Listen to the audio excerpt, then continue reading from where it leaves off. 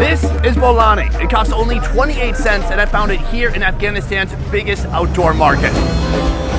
Today I'm on a mission to hunt down the street foods most of the world will never taste. This isn't typical Western rotisserie chicken. All the grilling is going to be done vertically.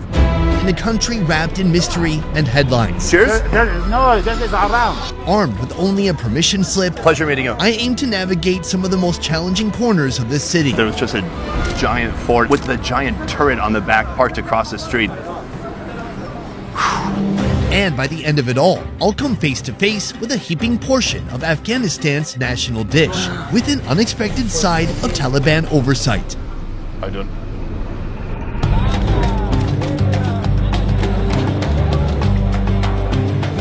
Mandawi Market, Kabul. A place where a wrong turn down maze-like back alleys could lead you to an unwanted checkpoint with you-know-who. Here among the chaotic streets, one smell cuts through the diesel and dust. Bolani is Afghanistan's most wanted street bite. To make it, first a vendor plunges bare hands into a metal basin, water, wheat flour, and salt. He kneads fast in anticipation of the crowd soon to form. Dough balls hit the counter, flattened into discs the size of a steering wheel. Next comes the covert cargo, mashed potato blitzed with cumin, turmeric, masala, and a shake of red chili flakes. He slides each parcel into a cauldron of screaming oil. No thermometers, no alarms or timers, but 30 seconds too long and the whole batch burns.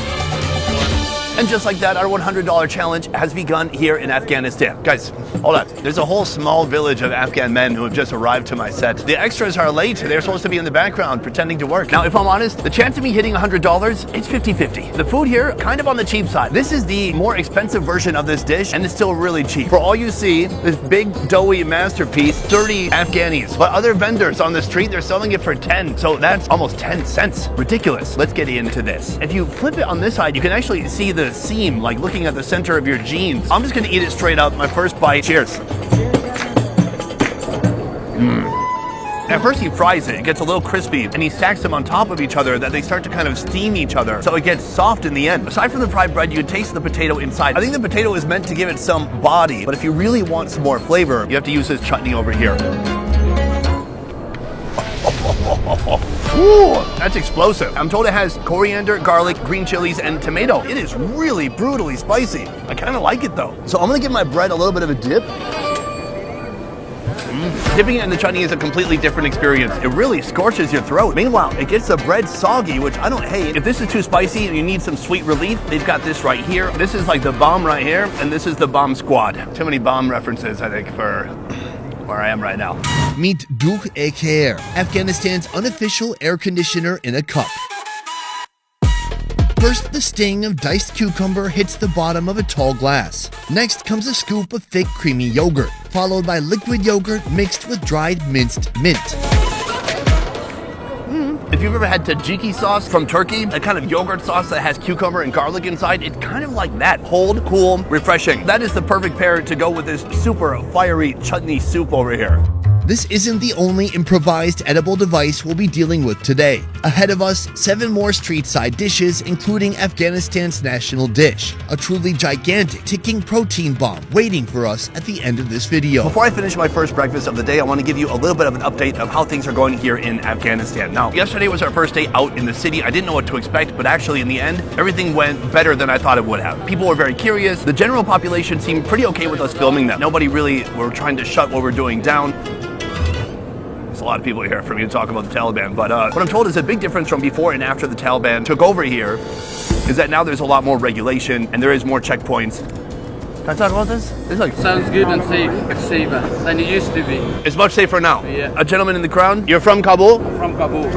Since arriving, I've heard from several locals that the country has become much safer since the Taliban took over.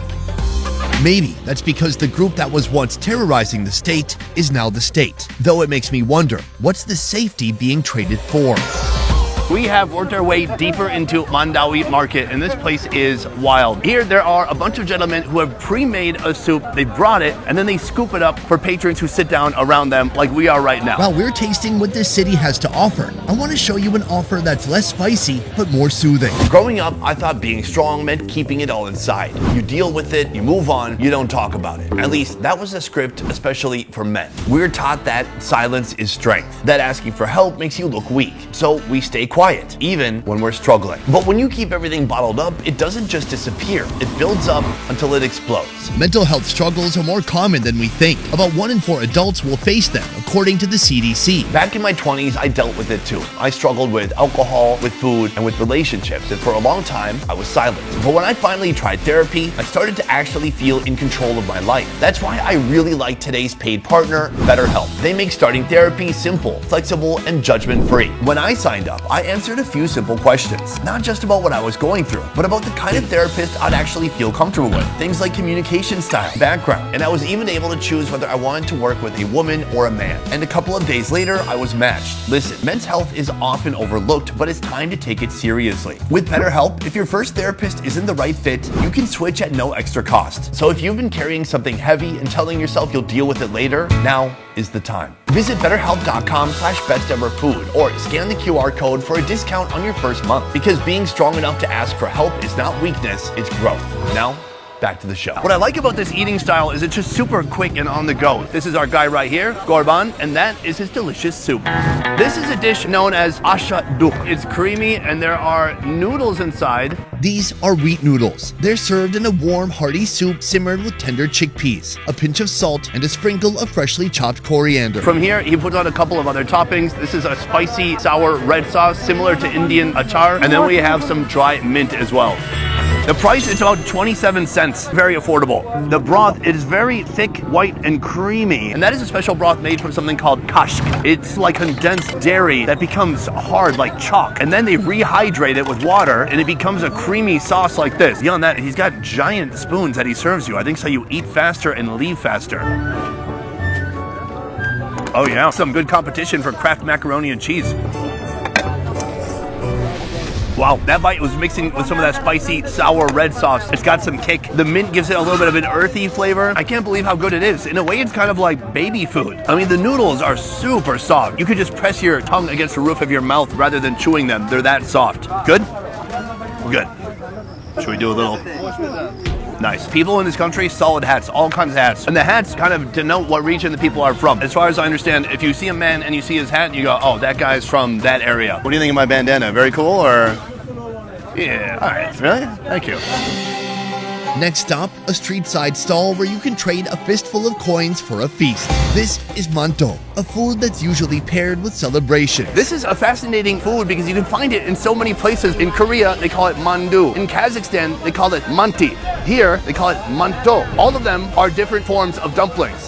In Seoul, they pack it with pork. In Kazakhstan, lamb or even horse. But here, our street side chef rewrites the script, loading each wrapper with sautéed sweet onions. But what these dumplings lack in protein, they make up for with a twisted, chaotic storm of toppings. A heaping spoon of stewed red kidney beans, a glossy drizzle of tangy kashk yogurt sauce, a fiery splash of red pepper chutney, a few shakes of dried masala, and one final pinch of salt to fuse the chaos into harmony. Usually he would serve about 6 dumplings. This is a double portion, about 50 cents. Not bad. I'm gonna give it a try now. I feel a little shy. Saeed's right next to me. He's gonna be watching me.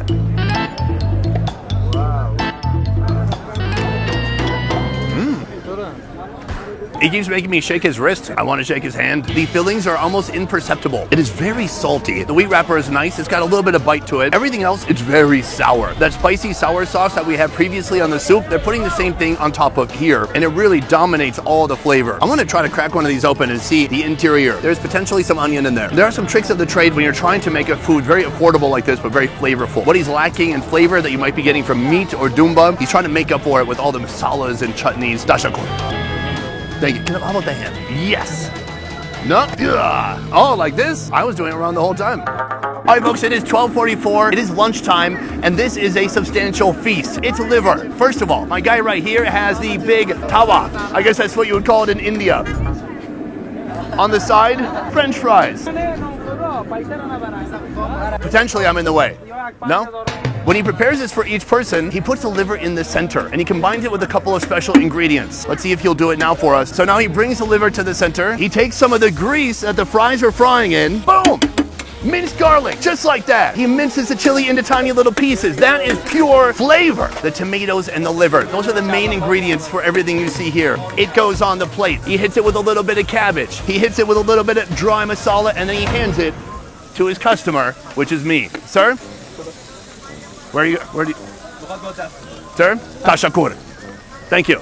Right here we have our most substantial food of the day. That is jigar. Also, a new bread just dropped. This looks very similar to the bread we saw baked in the bakery in the last video. It even has the perforated stripes here for easy tearing, and it has the same texture. It just has a different kind of oblong shape to it. Let's talk about the price. This should be our most expensive dish of the day because it's full of meat. This right here is coming in at a wild 98 cents. That's it. It's pretty remarkable. We've got bread, we've got a micro salad, and we've got a lot of animal liver, all for under $1. Not a bad deal. My first move right here, tear the bread. Oh, it's so satisfying. This is our utensil right here. There we go. Looking nice and greasy. Cheers.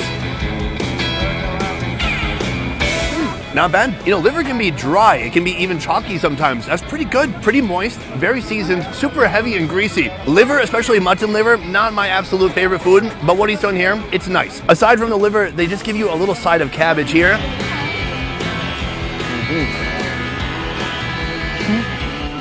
No. I tried to do a cheers with this guy I got tonight. Cheers? No, this is haram. I didn't know that's haram, just to cheers. I mean, there's no booze in here. Is there? That would be nice. No, just yogurt drink. So far we've had 4 foods, and honestly I don't think we've even cracked $2, but I am not stopping now. We must keep moving food by food until we hit $100 in Afghanistan. Boom, we're on to our next street food right here. A curious combination of 3 ingredients: green onion, boiled potato, and right here some boiling chickpeas. That is going to be the main body for this dish. Let's get into it. It all starts with a bowl. He puts in some boiled shredded potato. He moves over to here. He grabs some chickpeas. Next, green onions going on top. Now it's time for the flavor. Let's put it up here. I'll hold it for you. He puts on a little bit of red chutney, dry masala, and finally some salt. Wait, there's more? The final step, something I've not seen used yet today, white vinegar. All of that combined makes one of the most unique salads you'll find, at least here on this street.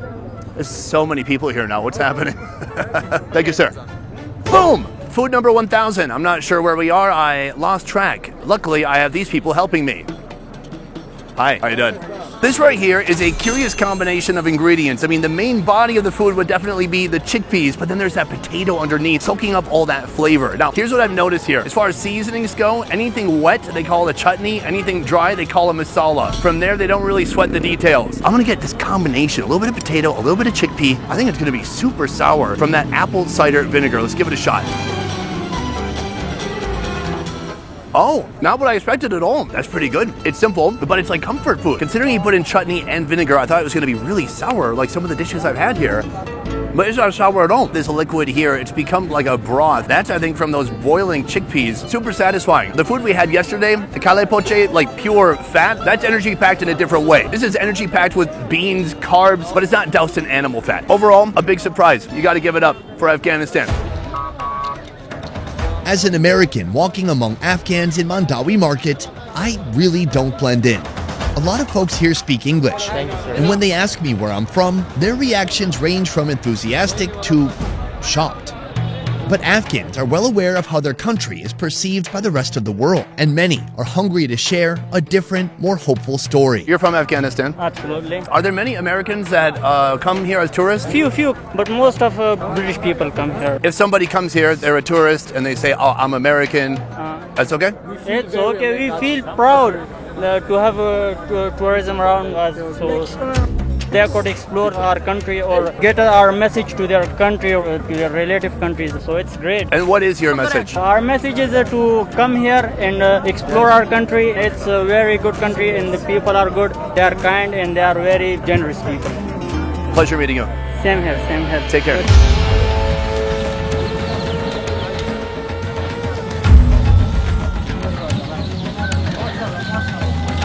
We have our next street food right here, and this is a wild one. This time instead of liver, we have cow stomach. That's right. The minced stomach is already coated with a dry seasoning blend with over 10 spices. And then he adds in a little tomato, and that's it. I'm gonna order right now and see what happens. First, he brings out some of the stomach, he heats it up, he puts it on the plate, he gives it a bit of a smash, boom, and there it is. If I'm honest, I thought there was gonna be more steps. All right, folks, let's get into it. Cow stomach. It's not pretty, but it's not meant to be. Come take a look. Actually, it doesn't look too bad. I mean, the cow stomach is a very fatty organ, so if you hit it against some hot steel, it could get kind of crunchy. It could create a nice Maillard reaction. So I'm gonna break some bread and we scoop up some of that meat. That is some intense looking meat. Let's give it a shot. It's like Afghan chitlins. I don't hate it. This is not a food for the uninitiated. If your favorite food is Chipotle, this is not gonna be for you. It's got some game to it. It would knock most Americans on their feet. There's some smoky flavors in there. There's some fattiness. It's very rich.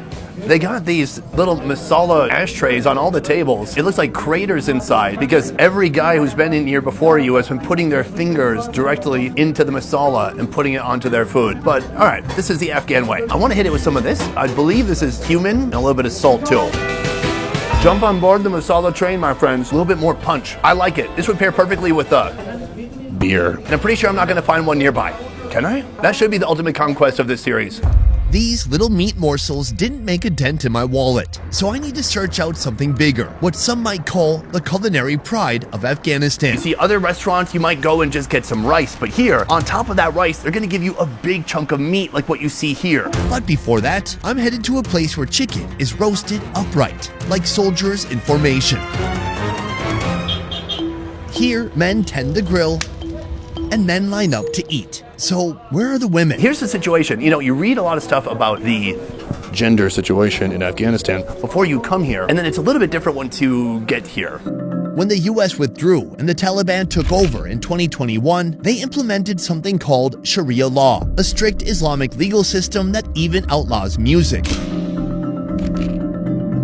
I heard women can only travel with a male relative, but at least in Kabul, I've seen women moving alone and with other women. On the streets so far, I've noticed maybe 20% of the people are women. Not all of them have to be covered up. I mean, there's women walking around just with the hijab on, and there's plenty walking around with what they call the Afghan burqa. I'm not sure what the rules are. I think they have to wear some kind of covering, but it doesn't have to be a burqa. I heard girls don't receive secondary education, and that's true. Some say the Taliban is just waiting to create the appropriate curriculum, while others admit it'll likely never happen.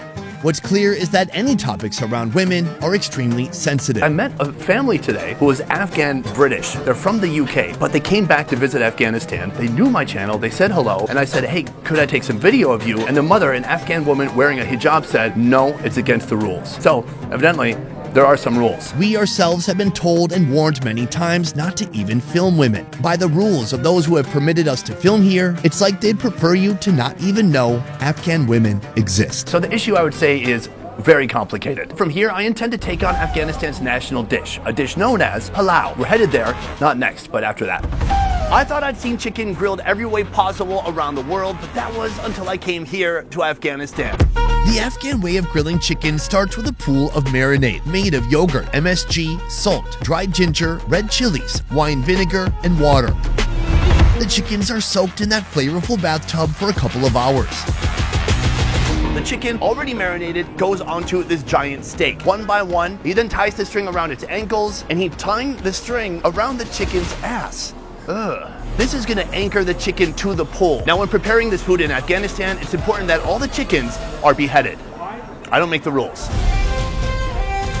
All right, folks, it is time for the chicken grilling to begin. From here, he pushes each steak down into this dirt and ash. And now that he has finished building his wall of chicken, it's time to start the fire and get these babies roasting.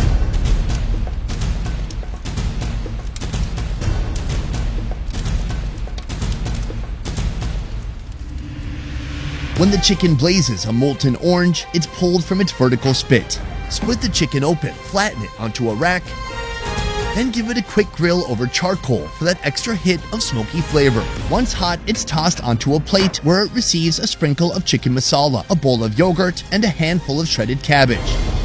Oh, you would never believe it, but there was just a giant Ford F-150, the giant turret on the back parked across the street. All right, welcome to Kabul, baby. What?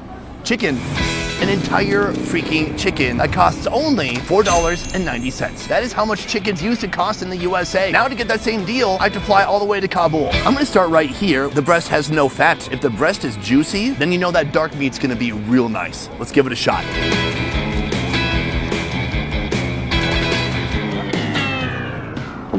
That is one of the driest chicken breasts I've ever had in my life. And the way he's cooked it, he's stuck his tongs in there, he's really flattened it out. And I get it, the goal is to cook it all the way through, but he's really tried it out at the same time. Luckily, I have this yogurt with some herbs and other stuff inside. That is spicy, oh my god. So that was a bit of a brutal start. Right here we have the chicken thigh. It is much more difficult to mess up a thigh. So I'm gonna give it a little bit of a dip in the sauce. That's actually very nice. I would say the two most remarkable things about this are, first of all, the price, but also the way they make it. It's so cool. At this point, I've seen chicken made at least 100 different ways. Even when I was in Thailand with Mark Wiens, they used an oil can to cover chickens on steaks, and they used grass to burn around those oil cans until the chicken inside cooked all the way through. There is no end to what you can do with a chicken, and this is just more proof of that here in Afghanistan.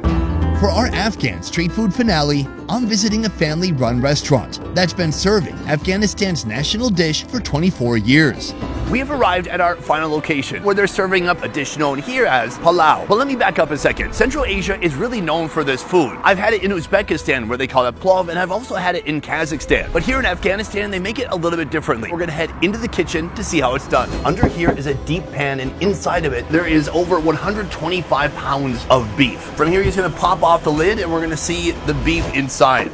Oh. Not at all what I expected. It's so watery. Every time I've seen plov or palau, the meat is seared and then kind of steamed. But here, it's been boiled for a few hours.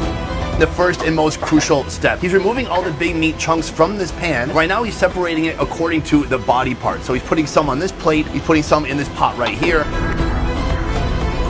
Once all of it is organized and removed, he's gonna be able to remove the small bones that have fallen off the meat during this braising process. Now that our deck is clean, it is time to build up the palau, starting with a thin layer of carrots to insulate the pan from the meat. The next step is dumping all that clean meat back into the deck. He has to place each piece perfectly so it can balance well with the heat and with the rice. It's a puzzle of protein. Time for the broth. Oh, it smells like a nice beef crock pot. Now it's time to introduce some new ingredients. Up first, the carrot. Next up, he's putting in raisins. And now he leaves for a cigarette. So I thought he was coming out here for a smoke, but no, he came out here to light up the gas stove. The stove slowly heats up. Finally, the rice, the true hero of this operation, marches to the front lines. Salt and cumin follow as reinforcements. Now, the fire does its work. Afghanistan's palau comes in many forms, each with its own meaty twist. But this one is the crown jewel, rich, meaty rice cooked to perfection. 2 hours has passed, and at last it is time to reveal the final palau product. This is Kabuli palau. The rice has steamed up beautifully. Look at these long grains, raisins, the carrots. Now he is making my portion of palau, the biggest portion possible on this platter right here. Starts with steamed rice. He hits it with that giant piece of beef, and then he puts some smaller pieces of beef on the outside. Slowly, he starts to reveal the carrots and raisins. And that, my friends, is the final product. It looks amazing. Let's go try it out.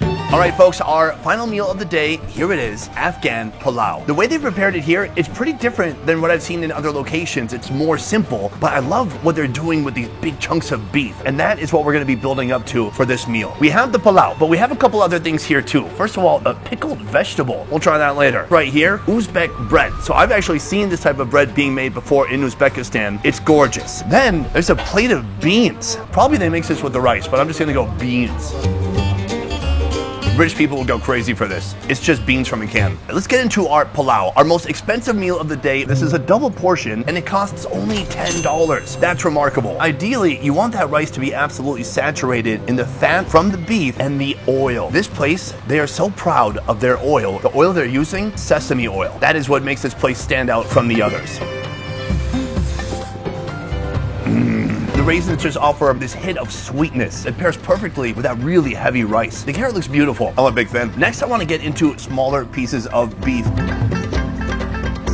It's so tender, and the fat and the tissues have really broken down, but I gotta say, it's not much flavor. Let's hit it with a little bit of salt. Pablo Escobar over here. Some red chili powder. and a mystery powder. Now we're gonna take another piece. The salt and the seasonings just bring out even more flavor. That's exactly what it was missing. Before we get to this giant piece of meat, I do want to try this. A pumpkin pickle. I've never heard of anything like it. I didn't know a pumpkin could be a pickle. It tastes like a Korean radish that's been boiled. Very sour, one note. It's a nice contrast to everything here. To wash it down, we've got this. Wow. Let's see what wow tastes like. Oh, okay. This is Afghan Mountain Dew. Very sugary. Kind of goes nice with something like this. Next, the meat. The meat is just literally fall off the bone soft. So I'm gonna take a little bit of rice in my hand, some raisins, put the meat on top of it. This is a very good day.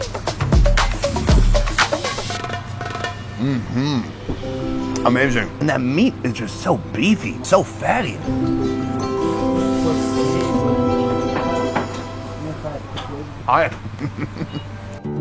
Unknown to me at the time, my new neighbor to the right is a member of the Taliban, How you doing? with his rifle resting just out of frame. Salam.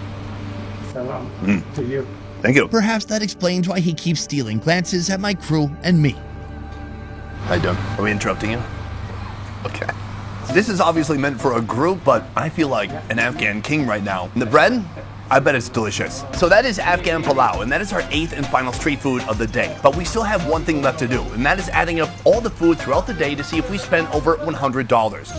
All right, folks, so we have just left the final restaurant, and fun story, moments after we stopped shooting, the man who sat next to me was holding a rifle. He was pretty fast and loose with it. I wasn't a big fan. These guys, at the last second, said, hey, you didn't film us, right? And I said, absolutely not. Gotta go. Take care. I tell you that story in order to tell you this. This is not a normal place. There's no country on earth, I think, that has the dichotomy you will find here in Afghanistan. On one side, you have jovial, outgoing people. On the other side, you have beheadings. So I'm still not sure what to make of this place, and I'm learning more day by day. Luckily, we got out of there was no issue, but it just was a reminder, and I see these reminders constantly where I interact with people. Things are normal until they're not. So if you're seeing me having a fun little romp in Afghanistan and you think you should come here too, the reality is different. I can just tell you this, we're not able to show you the full reality of what it's like to be here on camera, because those moments we can't film, and if we did, we would have much bigger problems. Oh wait, but Sonny, did you spend $100 on street food today? Doing math? Boom, this much. I really didn't think we would get there, and then guess what? We didn't. Today was an absolute culinary adventure getting to explore the unique street food of Afghanistan. Some of it, it was on the cheaper side, and so I could see why it might not be as delicious, but some of it was outstanding. I would say my favorite dish from the day, the palau. Big, giant chunks of beef that have been braised and made tender and soft over hours of cooking. Very nice.